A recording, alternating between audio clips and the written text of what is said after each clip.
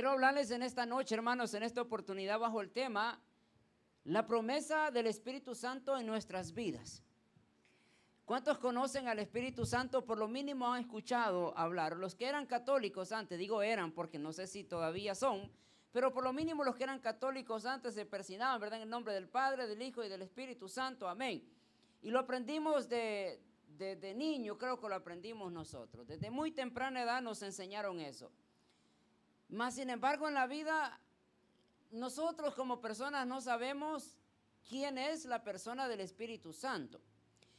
En las iglesias evangélicas nos han mencionado y nos han hablado hasta cierto punto, pero no nos han llevado, hermanos, hasta el pleno conocimiento del Espíritu Santo. Y ahorita le voy a decir por qué. Obviamente nosotros estamos aquí, le cantamos al Padre, le cantamos al Hijo y le cantamos al Espíritu Santo, pero no sucede nada. En las iglesias evangélicas, por ejemplo, los pastores se han inventado un montón de cosas.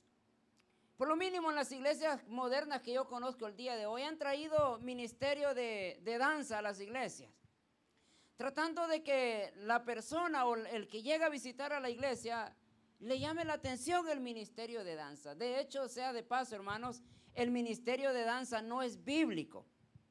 Porque si usted sabía o si usted pensaba, mira, la danza está en la Biblia, el ministerio de danza, cuando ponen unas jovencitas aquí enfrente a danzar, eso no está en la Biblia, por lo tanto es extra bíblico. Y los pastores se han inventado eso, el ministerio de danza, el ministerio de dramas, el ministerio de evangelismo y un montón de cosas que nos hemos inventado para atraer personas a la iglesia. De hecho, nosotros hemos practicado el salir a las calles y salimos con unas bocinas y salimos allá afuera a decirle: pecador, hijo del diablo, ven, arrepiéntete. Y la gente caminando ahí en la calle y unos escuchan, otros no les interesa lo que usted está hablando, otros lo tildan de loco a uno, otros lo dicen, miran, eso es aleluya. Pero ahí estamos nosotros en la calle: hijo del diablo, ven a Cristo, arrepiéntete o que te vas a ir al infierno. Cosa que es verdad, no me malinterpreten. Pero la cuestión es, hermano, ¿qué tan efectivos son esos métodos que nosotros hemos usado en las iglesias en los últimos años? Por lo mínimo, yo pienso que el método de ir a una calle con un audífono, con un speaker, con una bocina, creo que hasta cierto punto a veces no es tan así efectivo, porque mucha gente pasa en carro y nomás le queda viendo, 2, 3 por ahí se pueden arrimar. De ahí no digamos los otros métodos que hemos traído en las iglesias y seguimos siendo las mismas iglesias hasta el día de hoy. Usted no ve un cambio en las iglesias, hermano. Usted no ve personas transformadas por el poder del Espíritu Santo. Y cuando una persona es transformada por el Espíritu Santo, uno mira. Uno echa de ver quién es transformado por el Espíritu Santo. Uno sabe en la iglesia que el Espíritu Santo se mueve. De hecho, déjeme decirle que en las iglesias donde está el Espíritu Santo de Dios, usted puede sentir la presencia de Dios. Y no solamente eso, usted puede dar testimonio de que en la iglesia se mueve porque alguien está siendo transformado.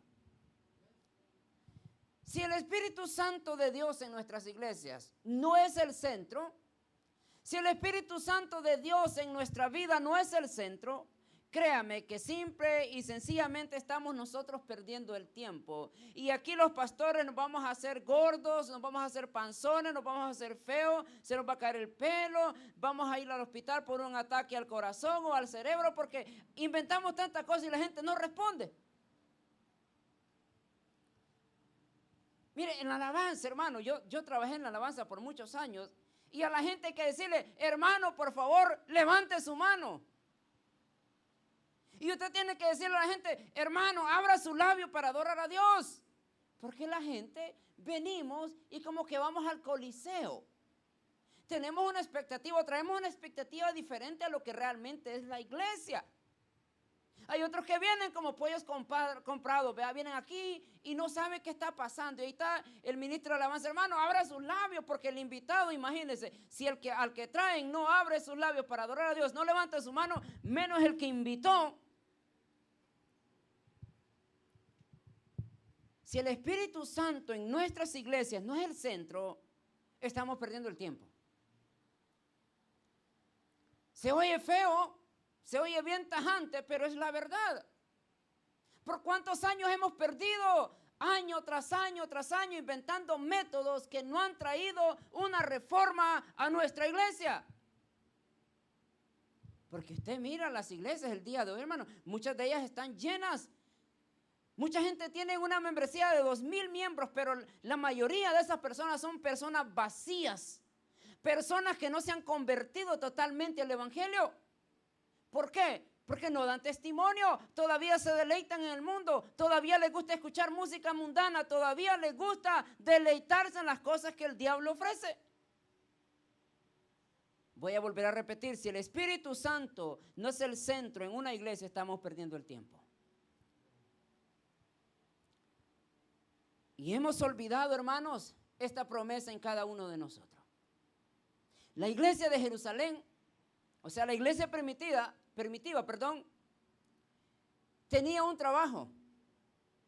Jesús les encomendó, les dijo, vayan y van a ir a predicar el evangelio.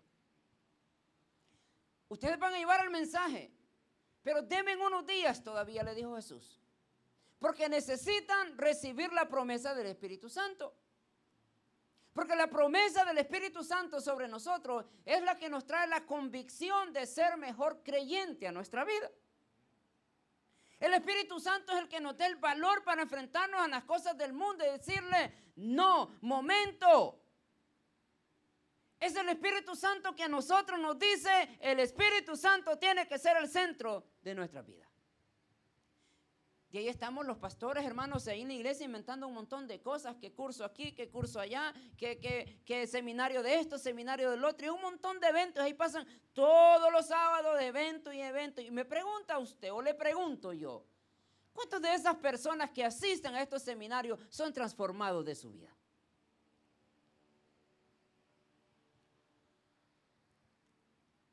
Se hizo un silencio sepulcral porque nos hemos quedado nosotros así a la víspera del movimiento del Espíritu Santo sobre nuestra vida. Pero lo único que existe es emoción en las iglesias.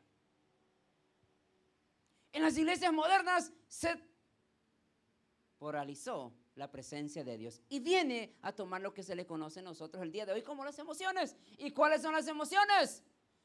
Lloran, pero no se arrepienten. ¡Ja! Yo pero le decía a usted, va a un concierto de Vicente Fernández, le garantizo que usted sale llorando de ese lugar. Hablemos así en la realidad. Usted sale llorando de ahí. En otras palabras, usted viene a la iglesia y sale llorando, pero no es transformado de su corazón.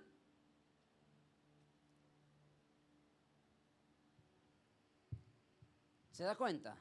El Espíritu Santo necesita tomar el centro en nuestras iglesias.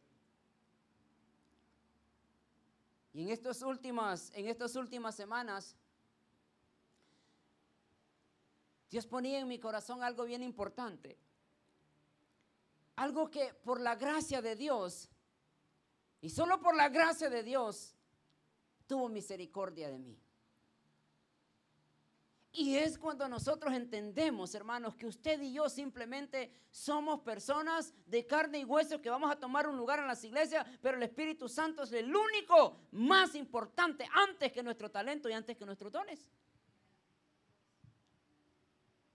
Entonces, por favor, abra su Biblia entonces. ¿Sabe qué? Vamos a ir de Hechos, porque Hechos lo puse más adelantito. Vamos a irnos a Lucas mejor. Ahorita vamos a leer Lucas capítulo número 24 y vamos a leer el versículo 49. Ahorita vamos a volver a Hechos. Pero mire lo que la palabra de Dios nos enseña aquí. Lucas 24, 49 dice, he aquí, yo os enviaré a la promesa de mi Padre sobre vosotros. Pero quedaos vosotros en la ciudad de Jerusalén hasta que seáis investidos de poder de lo alto. ¿Cuál es la palabra que le llama más la atención aquí a la gente? Obviamente el poder. Y ahorita más adelante vamos a estudiar qué es el poder. ¿Qué es lo que nos llama la atención a nosotros? Las señales y los prodigios de Dios. ¿Qué es lo que nos llama la atención a nosotros? Llegar a la iglesia y estar ahí y supuestamente movernos en el fuego del Espíritu Santo. Pero si usted lee detenidamente este texto, ahí hay una palabra clave y esa es la llave que cada uno de nosotros necesitamos entender cuál es. ¿Usted ya lo logró identificar? En todas esas letras ahí está la clave de todo cristiano. No.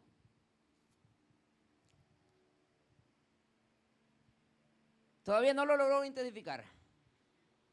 No. Dice, he aquí yo os enviaré la promesa de mi Padre sobre vosotros, pero quedaos. Ay, ay, ay, hermano. Esta palabra, quedaos, es algo bien interesante, porque quedaos viene del verbo quedarse, ¿correcto? ¿Me está siguiendo? Y quedarse es un verbo. Y es un verbo, y en este caso es un verbo indicativo. ¿Y qué significa el verbo indicativo? Te vas a quedar, pero no te vas a quedar durmiendo. Te vas a quedar buscando, orando, ayunando, pidiendo, recordándote que la promesa va a venir.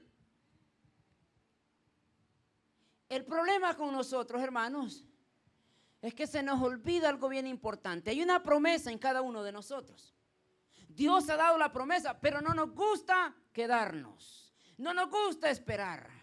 Y si esperamos, somos como aquellos que dicen, pues de todas maneras no sucedió nada, no sucede nada, mejor me acuesto a dormir o mejor me voy al mundo a dar una vuelta a ver qué me ofrece allá. Bueno, ahí me contás cómo te va cuando andes allá en el mundo. Y si te da algo bueno, me avisa, voy a ir yo también. Quedaos entonces, mis queridos hermanos. Las iglesias hemos dejado de buscar a Dios. Las iglesias nos quedamos, pero en ese momento de quedarnos perdimos la noción, perdimos el verdadero significado de ser evangélico.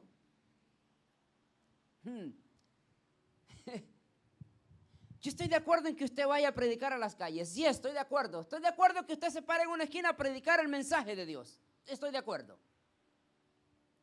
Pero también estoy de acuerdo de que usted se quede en una esquinita orando. Y la Biblia dice que Dios o el Espíritu Santo añadía o traía a las personas que iban a ser salvos. En otras palabras, si nuestras iglesias el día de hoy estuvieran llenas por el Espíritu Santo, usted y yo no necesitaríamos ir a buscar. Ellos vendrían a ver qué está pasando. Pero nosotros nos quedamos y nos quedamos ahí perdidos en el anonimato, nos quedamos perdidos ahí en el limbo buscando, y en ese momento que andamos buscando y buscando perdemos el sentido de toda vida del evangelio. ¿Y cuál es eso? Quedarse, busca y espera. Pero no, nosotros inventamos hacer un montón de cosas en las iglesias para atraer a la gente. Traemos payasos a las iglesias. Y literalmente payasos. Estos son bien payasos. O sea, en los púlpitos un individuo vestido del Chapulín Colorado haciendo unas payasadas para llamar la atención a la gente. Vistiéndose del Chavo del 8 para traer un espectáculo a la gente. Esas son las iglesias el día de hoy.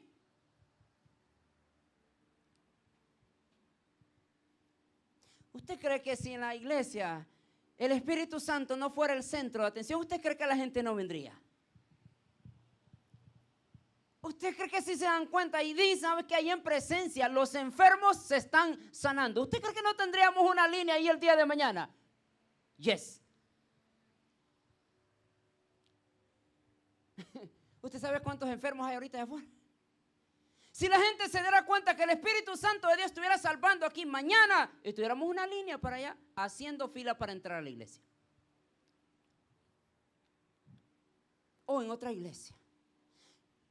Nos quedamos nosotros, pero nos perdimos en ese momento de quedarnos. Y ahí es donde los pastores entran un montón de cosas y empiezan a que la iglesia crezca por las doctrinas de ellos.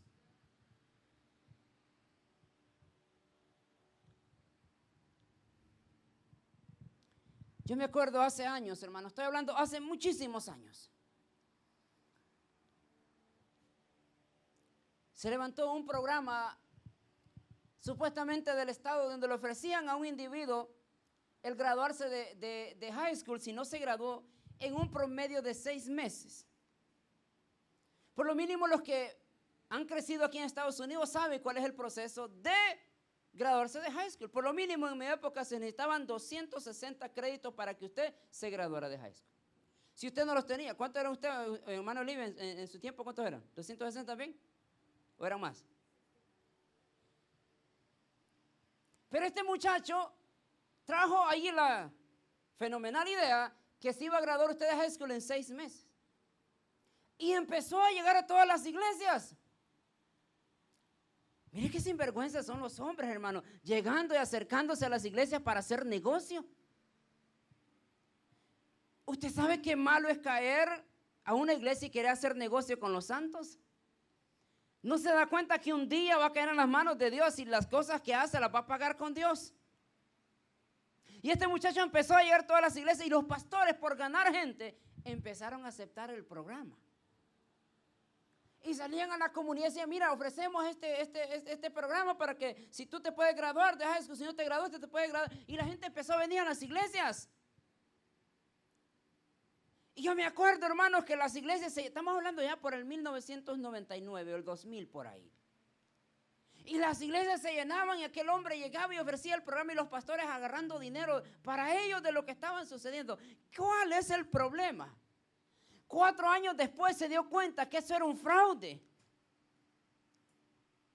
Y empezaron a quejarse la gente porque cuando agarraron los diplomas y llegaban a presentarse al colegio le decían, este diploma es falso. ¿Cómo? Si a mí me lo dieron, yo lo compré, yo fui.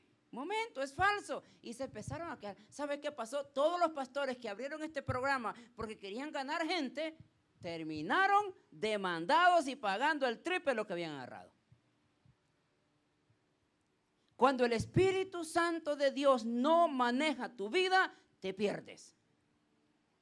Te quedas y en ese momento que te quedas, te pierdes. En otras palabras, mi querido hermano, necesitamos que el Espíritu Santo de Dios sea en nosotros lo único que nos hace mover, lo único que nos hace caminar, lo único que nos hace a nosotros tomar esas buenas decisiones en la vida. Ahora, siguiendo entonces con este concepto, entonces, primera recomendación que Jesús le hace a los discípulos: quedaron. Y dijimos que la palabra quedaos es un verbo indicativo. En otras palabras, se queda pero haciendo algo. En otras palabras, los discípulos se quedaron esperando la promesa, pero no se quedaron esperando como nosotros en el sofá mirando Netflix,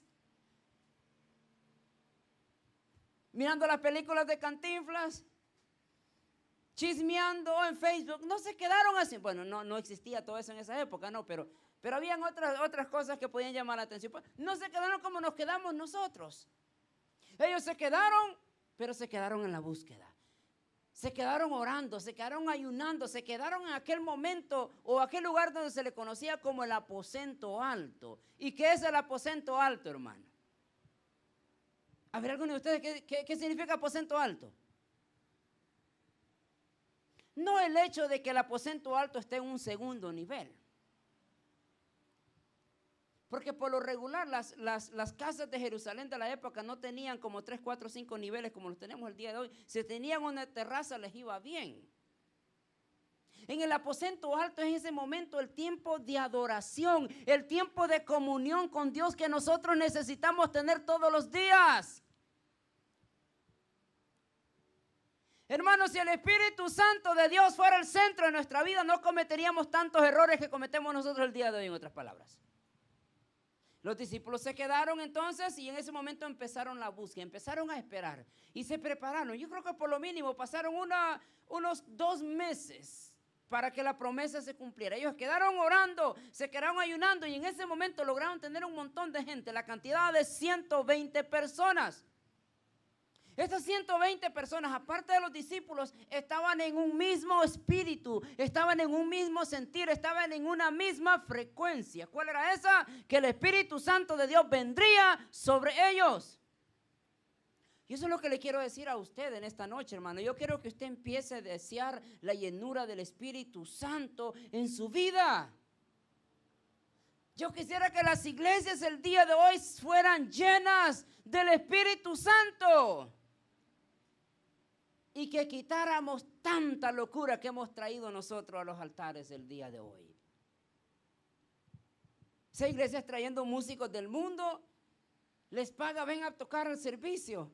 Y el tipo terminando el servicio se va al nightclub o se va a la orquesta, se va a tocar porque no hallamos, ya no tenemos recursos para que la gente se quede en las iglesias. Así estamos el día de hoy. ¿Se da cuenta qué mal estamos haciendo? Ahora, Mateo, capítulo número 3, versículo 11 dice: yo la verdad os bautizo en agua para arrepentimiento.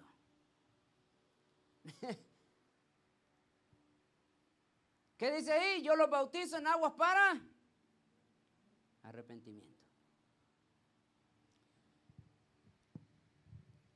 En otras palabras, si usted no se bautizó para arrepentimiento, usted no más simplemente lo metieron al agua y nada más. Si usted sigue siendo el mismo malcriado, la misma chismosa, el mismo hombre, después que pasó las aguas bautismales, entonces usted solamente le echaron agua.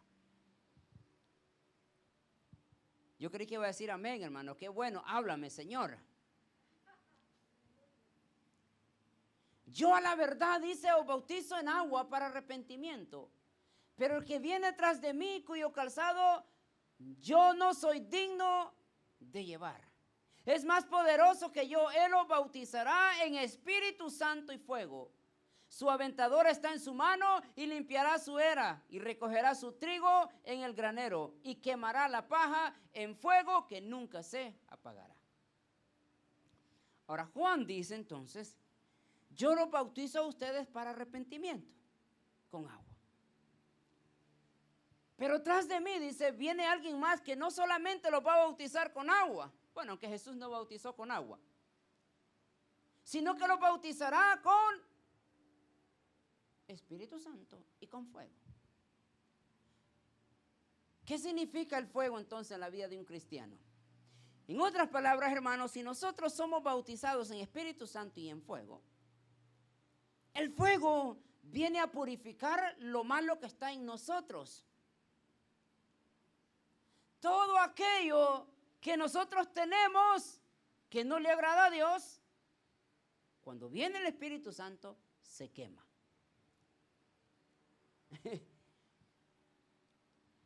Pero obviamente nosotros no entendemos ese concepto el día de hoy. Y creo que cada uno de nosotros, hermanos, necesita entender esto. La importancia de que el Espíritu Santo reine en nuestras vidas. Y que sea el Espíritu Santo que nos diga a nosotros: mira, aquí te hace falta. Y que sea el Espíritu Santo que nos diga: mira, aquí necesitas cambiar esto. Y que sea el Espíritu Santo que nos traiga a nosotros a memoria donde necesitamos cambiar. O sea, somos cristianos nosotros, pero seguimos siendo las personas que usan malas palabras o son malcriados. Pero eso no es malo, pastor. Para usted no es malo. Pero hay una gente que está a la par suya, que lo está viendo a usted, que usted habla de Dios, pone alabanzas. Y de vez en cuando pone otra ahí que no es alabanza.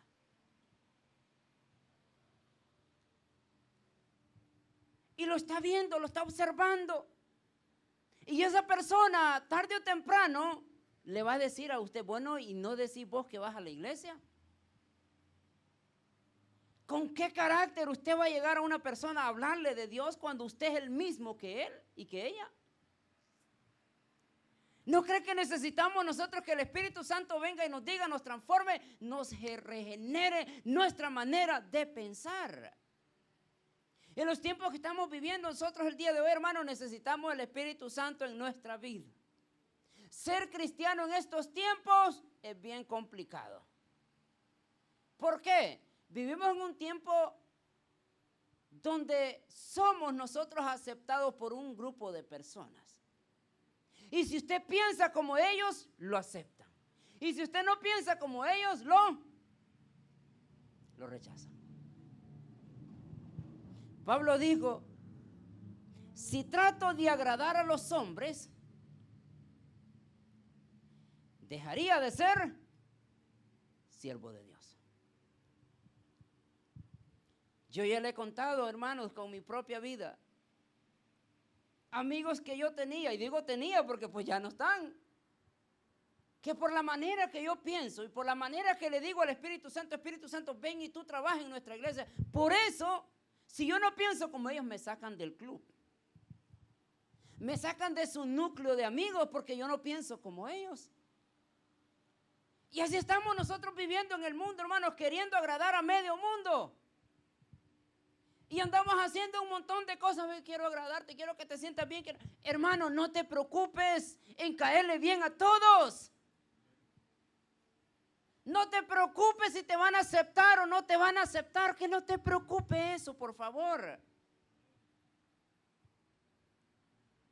Preocúpate porque sí sos aceptado por Dios. Prefiero, hermanos, ser amigo de Dios y que me juzguen los hombres, a ser amigo de los hombres y que me juzgue Dios. Porque al final, amigos van, amigos vienen.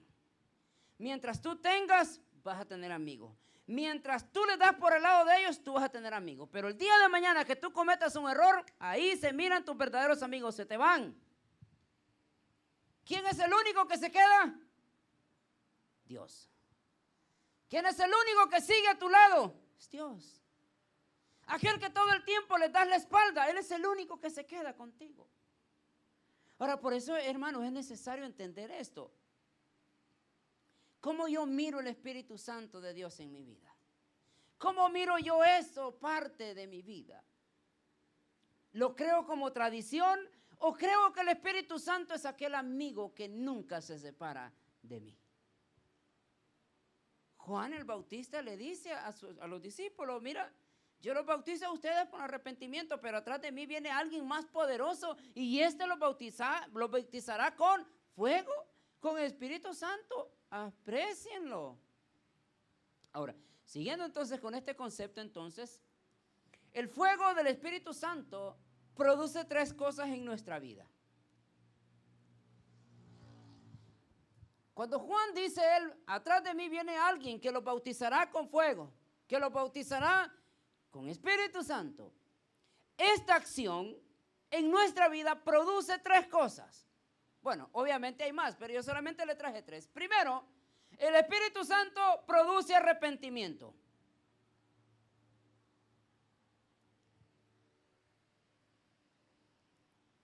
Porque dice, nadie viene al Padre si no es por el Hijo. Y nadie le llama Señor a Jesús si no es revelado por el Espíritu. En otras palabras, el Espíritu le muestra al Hijo. El Espíritu Santo nos muestra a nosotros la condición de pecados, la condición que nosotros teníamos y ahora miramos. Porque antes nosotros no sabíamos que andar de borracho era pecado. Nosotros no pensábamos que es pecado eso. Nosotros antes caminábamos el camino del adulterio y para nosotros era normal, no es pecado. Pero cuando el Espíritu Santo viene sobre nosotros, nos muestra ese lado. Entonces ahora yo me doy cuenta que sí es pecado. En otras palabras, mis queridos hermanos, si nosotros venimos a las iglesias, estamos en las iglesias y creo y me atrevo sin temor a equivocarme que la mayoría de personas que asisten a las iglesias no ha tenido un encuentro con el Espíritu Santo. ¿Por qué? Porque siguen siendo los mismos mundanos de siempre. Porque el Espíritu Santo produce arrepentimiento. ¿Y qué es arrepentimiento? Ver el error de donde estoy, el error que estoy cometiendo. Ahí es entonces cuando nosotros entendemos eso, sabemos que es el Espíritu Santo que ha venido sobre mí. Pero si voy a la iglesia y sigo siendo el mismo persona, la misma mujer, quiere decir que hay algo malo ahí. El Espíritu Santo no te ha producido arrepentimiento en tu vida, mi hermano. Y es necesario llegar a ese nivel, llegar ahí donde nosotros necesitamos reconocer que necesitamos cambiar nuestro estilo de vida. ¿Arrepentimiento es remordimiento? No. ¿Qué es la diferencia entre arrepentimiento y remordimiento? ¿Cuál es? El remordimiento es lo que me hace sentir mal a mí. Le fallé a quien sea, le fallé a mi mujer. Le fallé. No lo hubiera hecho. Y ya llegas con un tremendo. Por eso yo tengo mis sospechas cada vez que un hombre llega allá a su casa con un tremendo ramo de flores, ahí se lo pone. Yo tengo mis sospechas cuando esos hombres ahí empiezan en Facebook a subir, aquí estoy con mi honey, con mi amor. Yo tengo muchas sospechas, fíjese.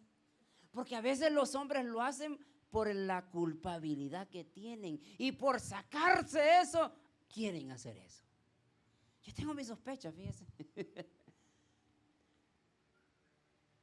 Porque el hombre se siente mal que le falló a la mujer y quiere de una manera u otra gratificar ese mal que hizo. ¿Sabe qué es lo que pasa? El remordimiento. Mañana cuando se te pase el sentimiento de culpabilidad, lo vas a volver a hacer. Bueno, usted sabe, usted ha sido hijo. Usted es hijo. Usted es esposo. Usted sabe cuando su hijo se ha portado mal. Por lo mínimo los niños en la casa donde hay niños, usted se queda un momento bien en silencio. Usted sabe por qué ese niño está en silencio. Así somos nosotros muchos cristianos en la vida el día de hoy. Venimos a la iglesia y andamos caminando ahí todo el tiempo con el sentimiento de remordimiento.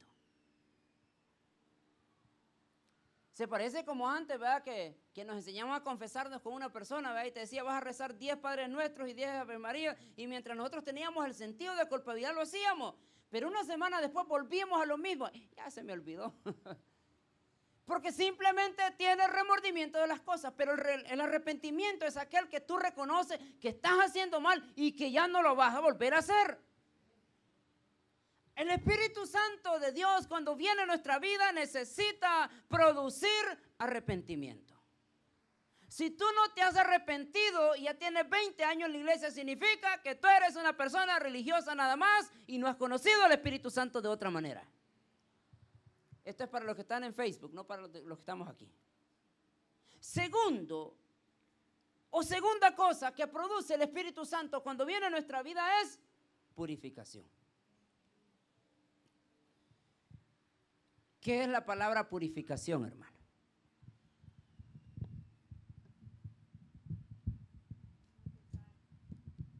No pecar. ¿Ok?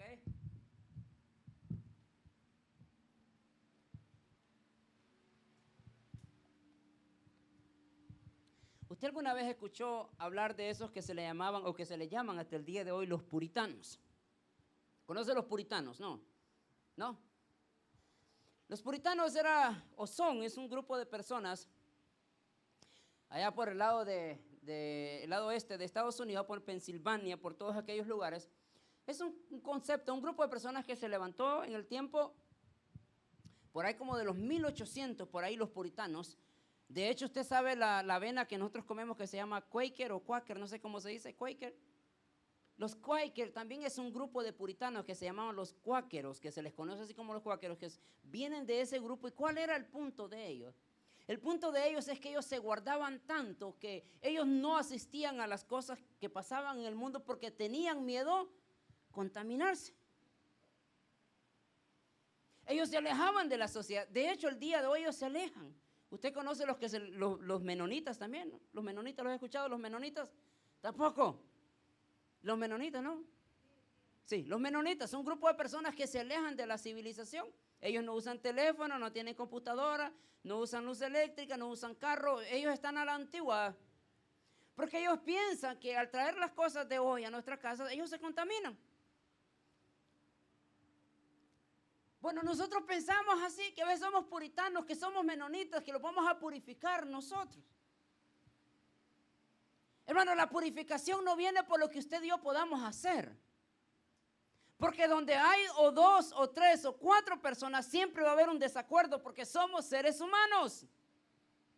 Y acuérdese este texto, no es lo que entra al hombre lo que lo contamina, sino lo que sale del hombre. ¿Qué es entonces la purificación en nosotros? Más adelantito le traigo un ejemplo que es la purificación, pero quiero ponerlo de esta manera. La purificación es en el momento donde nosotros somos mundanos, por decirlo así. Nos arrepentimos y el Espíritu Santo viene a mi vida. Y cuando el Espíritu Santo viene a mi vida, trae una luz tan resplandeciente, trae una luz tan fuerte, que aquellas mínimas cosas que nosotros tenemos guardadas por ahí, con esa luz tan fuerte, esa luz nos dice dónde está la imperfección. Y el Espíritu Santo es el que nos purifica, no nosotros. Usted y yo no podemos hacer nada que nos purifique, mi querido hermano. Y esa era una de las cosas que Jesús tenía pleito con los fariseos. Los fariseos y los saduceos eran dos sectas religiosas. Sectas. Sí dije bien, ¿verdad? Sectas. Y ellos tenían una costumbre. Ellos cada día, o por lo mínimo cada 3 días, se bautizaban. Incluso cuando Jesús llegó a las bodas de Caná, ¿se acuerda? Y habían unas tinajas de agua por ahí que ellos ocupaban para el rito. ¿Cuál era ello? Si ellos sentían que habían cometido un error por ahí, antes de dormir se metían a unas pilas o piletas o piscina, como usted le quiera llamar, y ellos se metían en agua y salían purificados. El problema es que 3 días después volvían a lo mismo y tenían que hacer otra vez el rito de la purificación.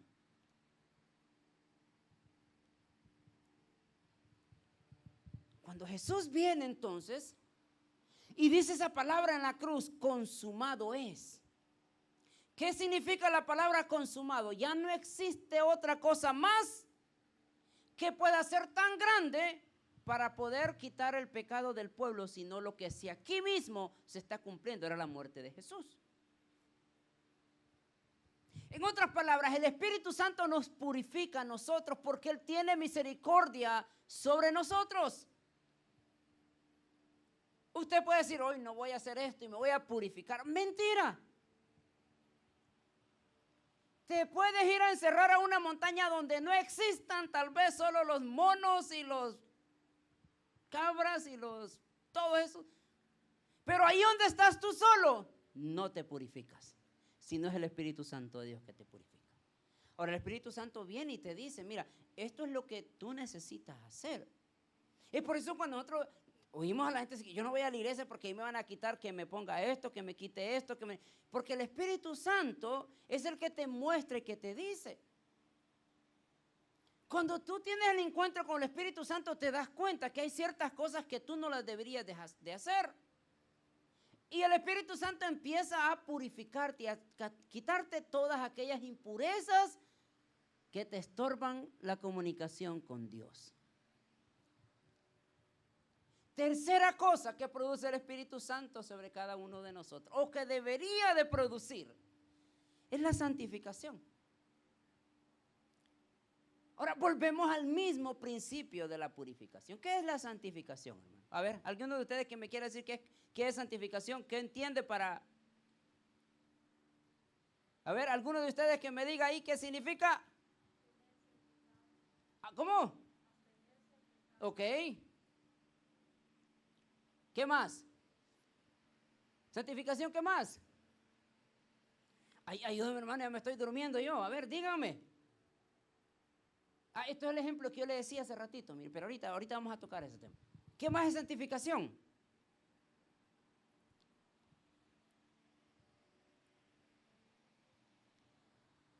Ahí tengo un regalo, tal vez se anima con el regalo.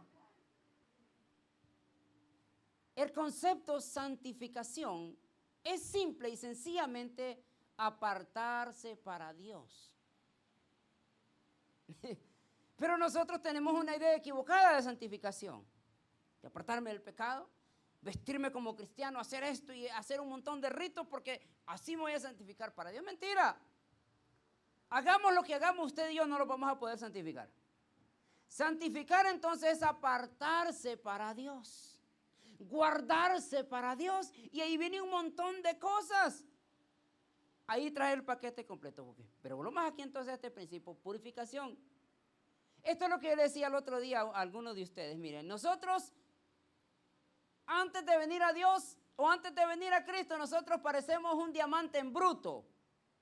Para muchos de nosotros la palabra bruto es mala palabra, pero su palabra original, su etimología natural, la palabra en bruto existe en el diccionario y se traduce como un diamante en bruto. Es aquel diamante como es sacado, porque así es literalmente como se saca de la tierra este mineral. Un diamante en bruto. Nosotros somos diamante en bruto, hermano. Ahora, cuando el joyero agarra el diamante en bruto, la piedra fea, y la convierte en esta preciosa gema o diamante, creo que es gema, ¿no? Y la agarra y mire lo que es la purificación. El joyero viene y agarra y le quita todas las impurezas, eliminación, las impurezas, imperfecciones de una cosa material, ¿no? Y la convierte así. ¿Sabe cuántos nosotros en la vida tenemos 20 años y todavía seguimos siendo diamante en bruto? ¿Cuántos de nosotros llevamos año tras año en la iglesia y seguimos haciendo como esa piedra que está ahí? Y el Espíritu Santo está tratando de decirnos, mira, quiero llevarte, quiero que vayas al taller, quiero que te ajuntes, quiero que te dejes moldear por las herramientas del maestro. Pero me imagino que las herramientas le van a traer un poquito de dolor a la piedra, porque le va a ir quitando las imperfecciones, las impurezas y las malas costumbres y aquellas cosas que nosotros venimos cargando sobre nuestra vida. Pero al final vamos a tener un producto maravilloso que llega a costar hasta 40 mil, 50 mil, 60 mil dólares, dependiendo la calidad y el tamaño de la gema.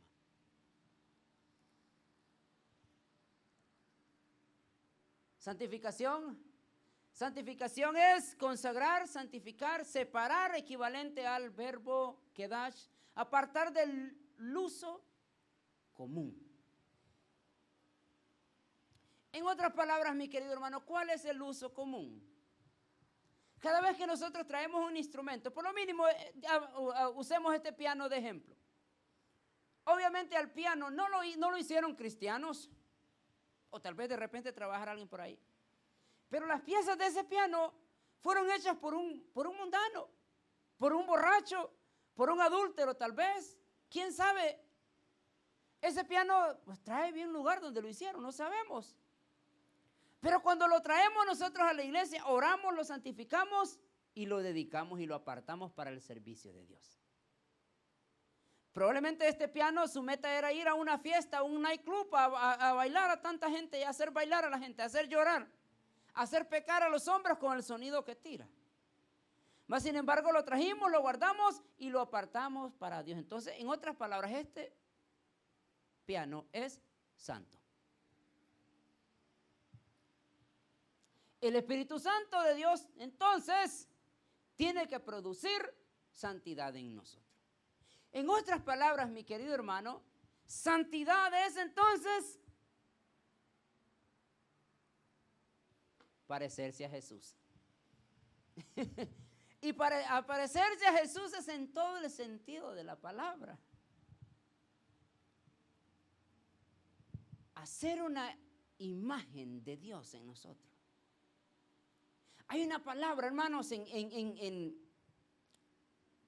hebreo, usted por lo mínimo la ha escuchado, creo que por lo mínimo tiene una idea, pero es una palabra que se llama Elohim, o muchos la pronuncian como Elohim.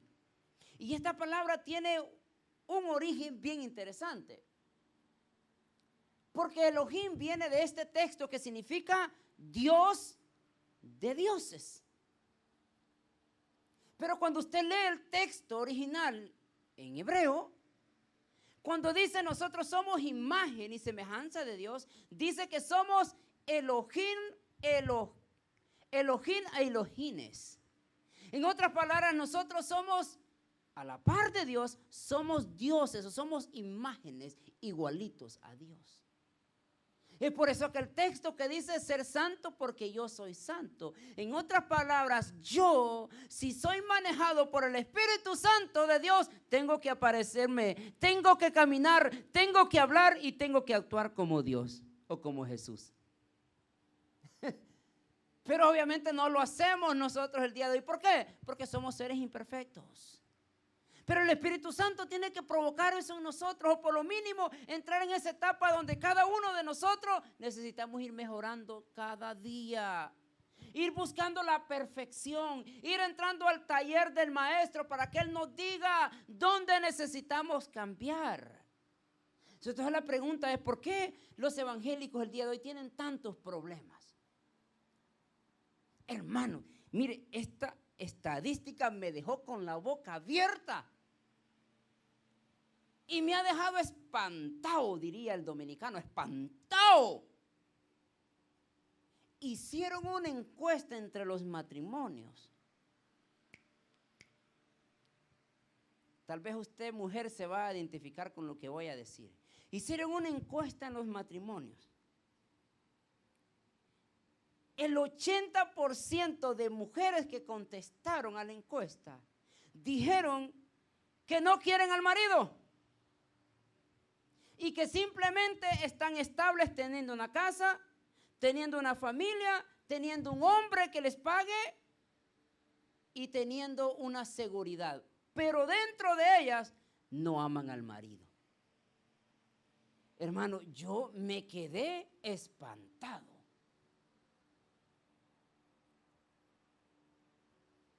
¿Por qué me quedé espantado? Porque el Espíritu Santo es el que produce el amor entre ellos, entre esposo y esposa, para seguir adelante. Ahora, ¿cuántas mujeres en las iglesias, en nuestras iglesias el día de hoy, amarán a sus maridos tal y como son y el 100%? La estadística dice que el 80% de mujeres no aman en realidad al marido, al esposo. Esto está crítico, hermano. Y si usted no ama a su esposa, ¿qué pasa? Hay un gran problema. En nuestras iglesias evangélicas, adulterio, fornicación, contienda, chismes, robo, y usted sigue la lista. ¿Por qué? Porque el Espíritu Santo de Dios no está en medio nuestro.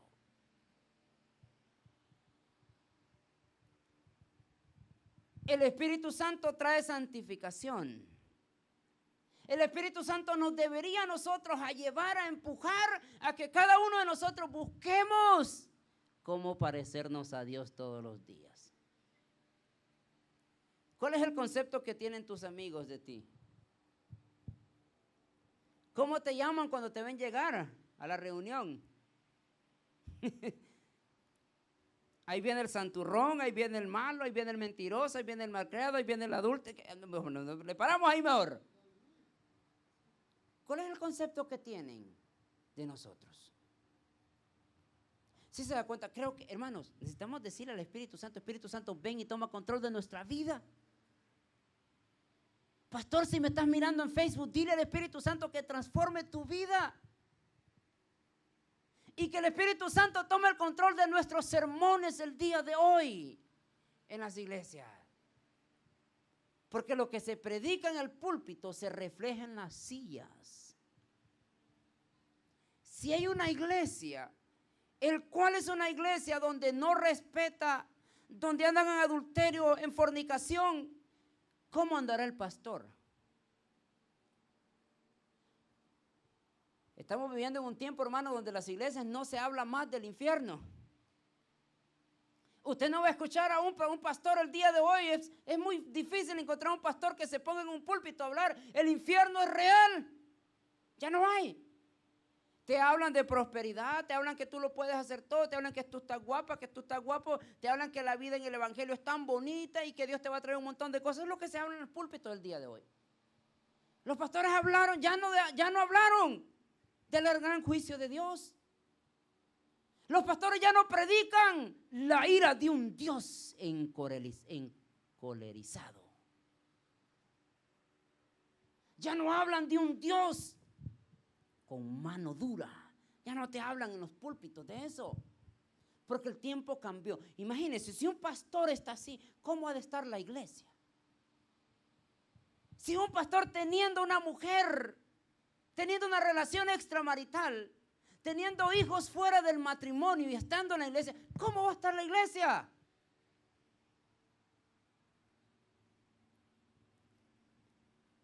¿Qué tal si le decimos a Dios, ayúdanos, Señor, necesitamos tu ayuda? ¿Cómo están los matrimonios en las iglesias el día de hoy? ¿Cuál es la relación que tenemos como esposos?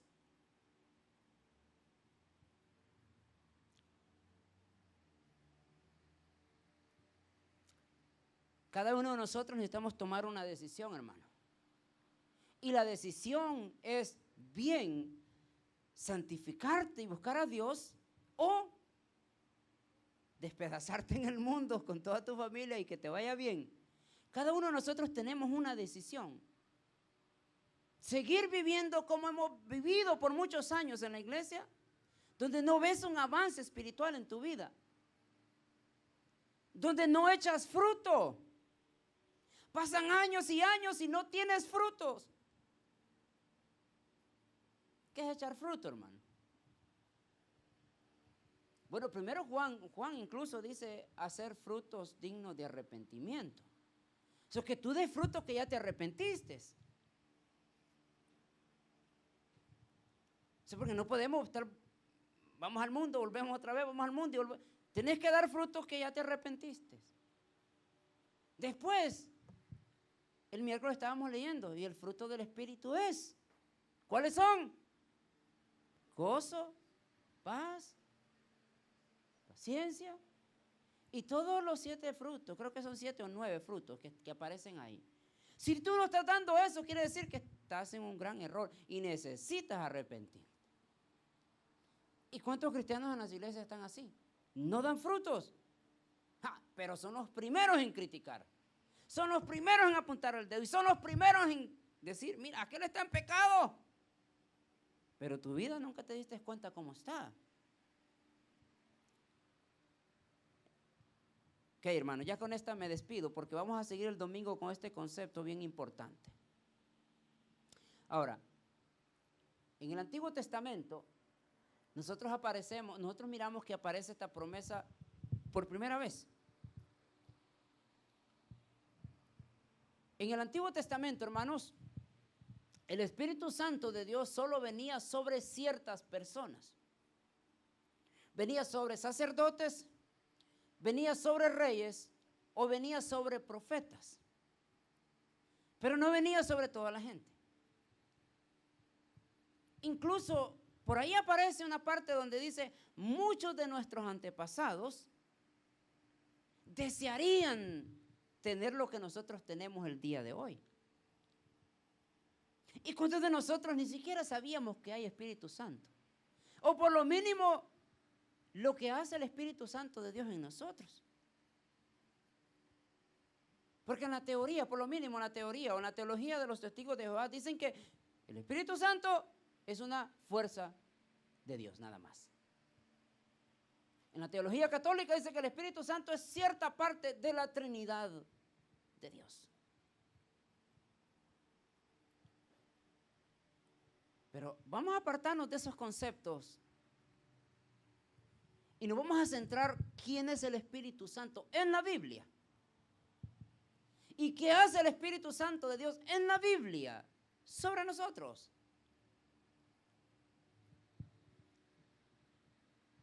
Hay cierto grupo de personas, creo que es en Hechos capítulo número 19, por ahí búsquelo, anótelo, Hechos 19, 17, 18 o 19, por ahí tiene que estar.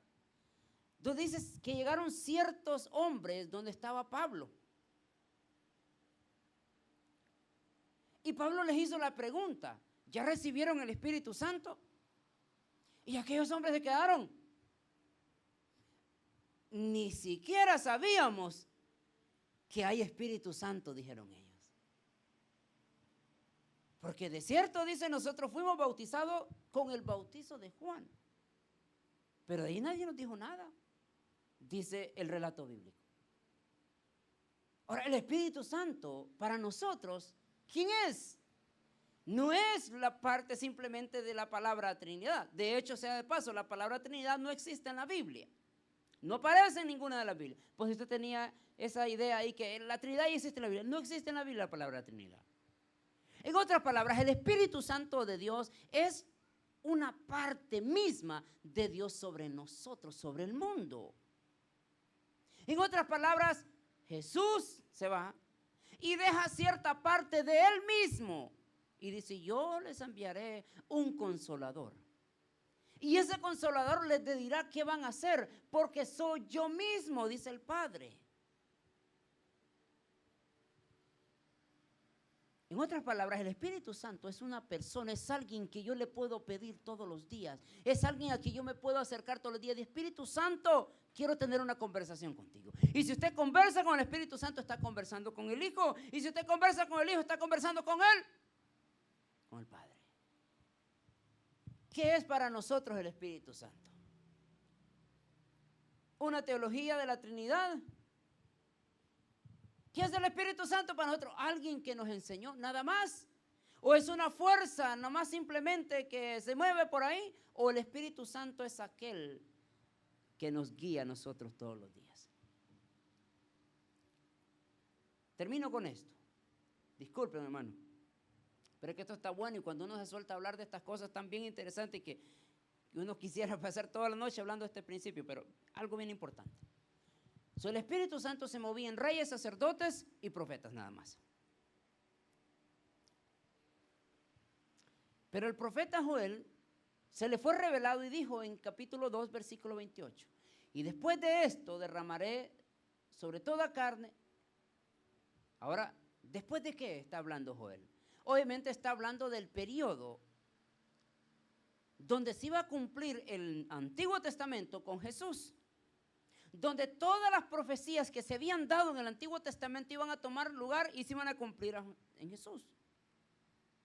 Después de Jesús ya no existía más, ya no hubo más. Usted y yo no podemos hacer nada más que nos santifique, que nos purifique, que nos salve. Ya no existe porque Jesús lo hizo todo en la cruz del Calvario. Después de esto, dice Joel, derramaré mi espíritu sobre toda carne. Y aquí el detalle. Antes, solo reyes, sacerdotes y profetas recibían el Espíritu Santo, porque se basaban en una ley, se basaban en algo que estaba escrito. Jesús vino a quitar todo eso. Después de esto, entonces, ahora ya no hay sacerdotes, ya no hay profetas. Ojo, no hay profeta. Y en la actualidad que andamos nosotros mirando, profeta aquí, profeta allá, profeta, un montón de locos que andan allá afuera diciendo que son profetas. Y hay otros que dicen que son apóstoles. Y hay un montón de apostolites que andan afuera diciendo yo soy apóstol. Mentirosos. Pisto quieren, dijera Macarín. Dinero quieren, robarte quieren. O sea, ten cuidado con eso. Ahora, después de esto, entonces dice, derramaré mi espíritu sobre toda carne. Y es aquí donde entramos nosotros. Oye, ya con esto termino, para ponerle base a lo que viene el domingo. Pedro nos menciona en una de sus cartas que dice que nosotros somos real sacerdocio, pueblo escogido y nación santa. Y real sacerdocio es ¿quién? Tomamos nosotros el puesto de los sacerdotes del Antiguo Testamento bajo la ley mosaica. Ahora nosotros quitamos esa ley mosaica porque ya pasó. Vivimos bajo la ley del sumo sacerdote que es Jesús, y bajo esa ley ahora usted y yo podemos ser sacerdotes, y por lo tanto eso me da la autoridad que el Espíritu Santo puede venir sobre mí siempre y cuando yo se lo pido.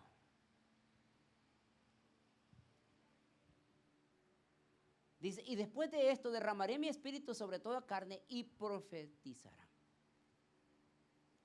Dijimos sobre quién venía el Espíritu Santo, sobre reyes, profetas y ya se le olvidó. Reyes, profetas y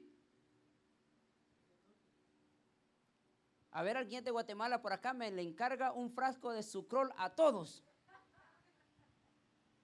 El sucrol es bueno para la memoria, hermano. Reyes, profetas y sacerdotes. Bajo ese principio se movía el Espíritu Santo. Hoy en el Nuevo Testamento y bajo la ley de Jesús, Ahora van a venir los profetas. Usted y yo somos profetas. Yo creí que iba a decir amén y se iba a alegrar. Ya no existen los profetas como el Antiguo Testamento, ni van a existir. Y no existen ni en la Biblia hoy. Ahora hay dones proféticos, que es diferente. Ahora, en ese periodo nosotros entramos, dice, y derramaré mi espíritu sobre ellos y profetizaremos. ¿Qué es profetizar? Hablar, dar una buena noticia. Cuando usted se presenta allá afuera y le habla a su amigo, Cristo viene y necesita arrepentirte, usted está siendo profeta. Yo no sabía si eso era profeta. Es profeta usted. Porque ahora todos podemos entrar en ese aspecto bajo la ley de Jesús. Porque Él se derrama sobre nosotros. Ya termino, hermano. Y profetizarán vuestros hijos y vuestras hijas y vuestros ancianos soñarán. ¿Qué es soñar sueños? Por ejemplo, en la Biblia nosotros conocemos de varias personas que tuvieron sueños y que interpretaron sueños. ¿Qué significan ellos? Como se les conoce como videntes, se les conocen en otros lados. Pero son personas que traen un mensaje directamente de Dios. Y no era sobre todos que se movía este don en el Antiguo Testamento. Creo que por ahí solo José y Daniel.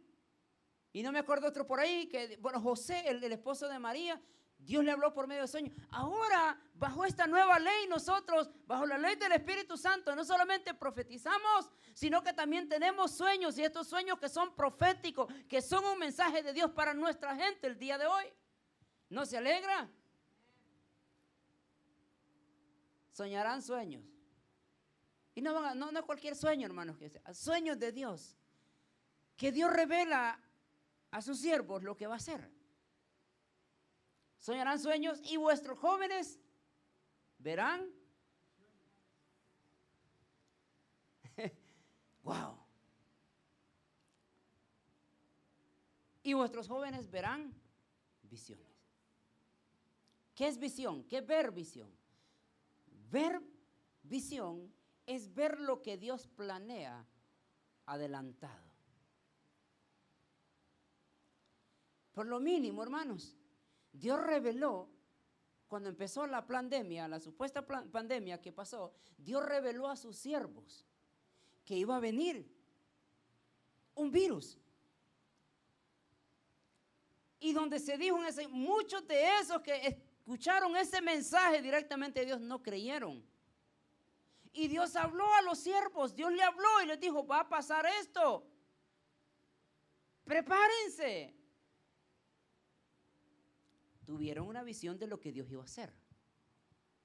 Meses después, por lo mínimo, Dios empezó a hablar como en agosto, septiembre del 2019, empezó a hablar Dios a sus siervos lo que iba a venir. Meses después, estábamos en la iglesia amarrados, encerrados, afligidos, asustados, que ya nos íbamos a morir.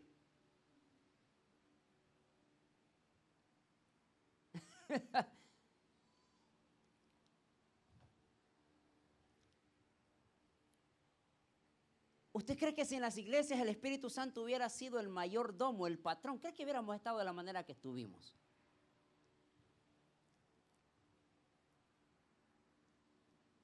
¿Verdad que como que sí nos hace falta, verdad, que el Espíritu Santo de Dios venga sobre nosotros?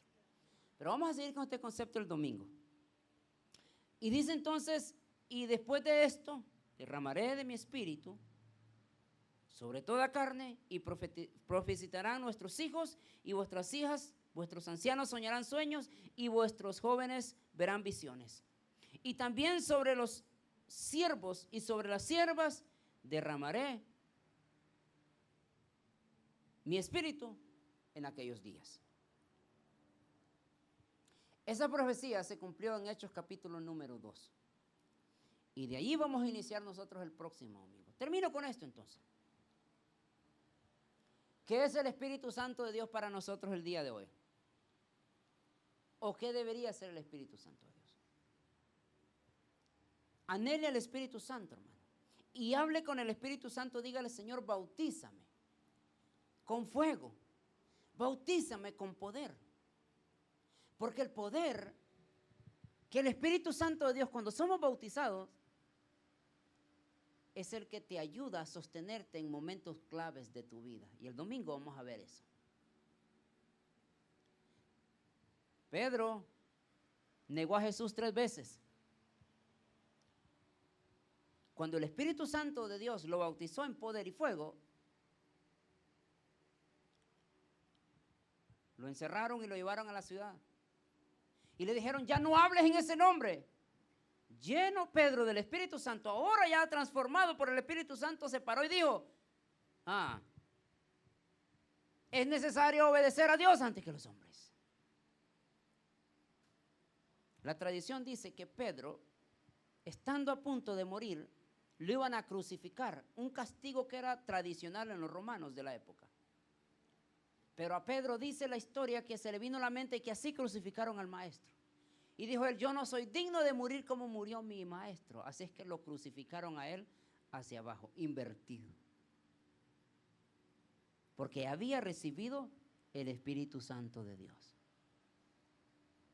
El Espíritu Santo de Dios te trae poder, te trae autoridad y te trae fuerza para sostenerte cuando estás a punto de pasar alguna cosa. Nos ponemos de pie, hermano, ya con esto nos vamos. Y el domingo vamos a seguir con este principio del Espíritu Santo. Es necesario que el Espíritu Santo venga a reinar nuestras vidas. Que el Espíritu Santo venga a reinar nuestras iglesias. Y que estemos nosotros dispuestos a darle nuestra vida al Espíritu Santo.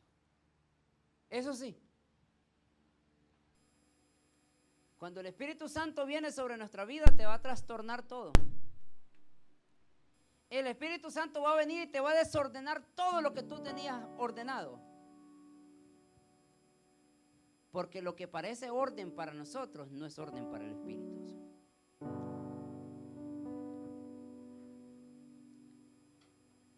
Si permites que el Espíritu Santo de Dios venga, permite que también Él llegue a tu corazón y trastorne todo lo que has pensado tú por todos estos años.